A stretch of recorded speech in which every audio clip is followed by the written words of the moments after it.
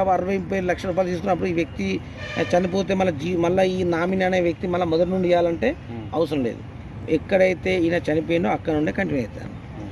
Same business ఇక్కడ ఉంటుంది.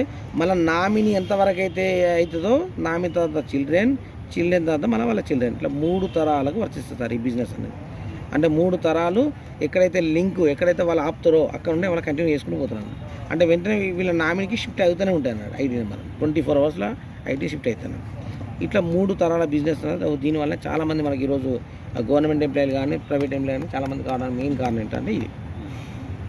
రెండోది సార్ ఇంకోటి ఇన్సూరెన్స్ కూడా ఇచ్చింది మనకు కేవలం బ్రాంచ్ డైరెక్టర్ అయితే సరిపోతుంది. 1 lakh నుండి మొదలుకొని 5 lakhs వరకు ఇన్సూరెన్స్ కూడా ఇస్తుంది అన్నమాట.